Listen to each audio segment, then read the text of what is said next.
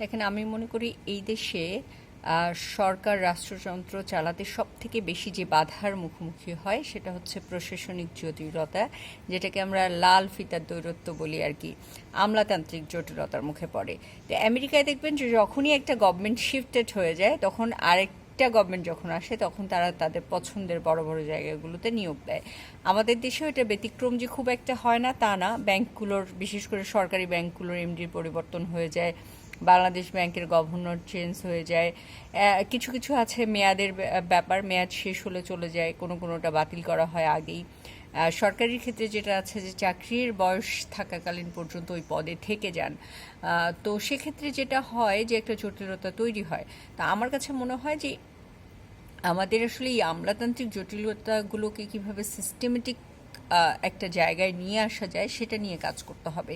সেক্ষেত্রে আমার কাছে যেটা সবসময় মনে হয়েছে যে কিছু কিছু পদ সবসময় কন্ট্রাকচুয়াল রেখে দেওয়াটাই বেটার।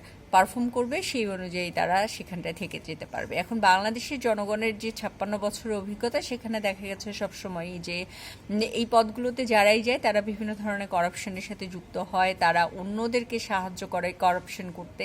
তো সেই সংখ্যাটা তো সবসময় যেহেতু আছে, সেক্ষেত্রে তারপরেও আমার মনে হয় যে যখন গভর্নমেন্ট, সরকার কাউকে নিয়োগ দিবে, তার কাছের কাউকে, নিজের জনগোষ্ঠীকে, সরকারের জন্য কাজ করাটা সহজ হবে। আমলারা সবসময় দেখা যায় যে একজন মন্ত্রীকে একজন আমলা যদি ঠেকাতে চায় বা তার হচ্ছে ক্যাবিনেট, তার মানে তার অফিস যদি তাকে ঠেকাতে চায়, কাজকর্মে ধীরগতি এনে দেয়, ওই মন্ত্রী কখনোই সফল হইতে পারবে না। আর ওই মন্ত্রী হঠাৎ করে আসছে, তার সবার কাজের প্রক্রিয়া বুঝতেই অনেকটা সময় যায়, এবং দেখা যায় যে আমলাদের, এক ধরনের আমলাদের সাথে পরামর্শ করে কাজ করতে হয় তাদেরকে। তো সেক্ষেত্রে তাদেরকে যে রেডিক্যাল চেঞ্জ আনা বা অনেক মানে ড্রাস্টিক্যাল বা ড্রামাটিক চেঞ্জ আনার ক্ষেত্রে তাদের কাজ করতে পারে না। তারা তাদের ইচ্ছাগুলো, অনেক ইচ্ছা থাকে, যেমন ধরেন ব্যক্তি আমি ঠিক করলাম যে আমি এইখান থেকে মানে আমি একটা কাজ করব, হ্যাঁ, আমি বাংলাদেশে 5,000 গাছ লাগাবো, রেয়ার গাছ লাগাবো, হ্যাঁ, ঔষধি গাছ লাগাবো, এটা আমি ঠিক করলাম। কিন্তু এইটাকে আপনি এক্সিকিউট করবেন কীভাবে? এটা এক্সিকিউট করতে গেলে আপনার তৃণমূলের সব জায়গার সাথে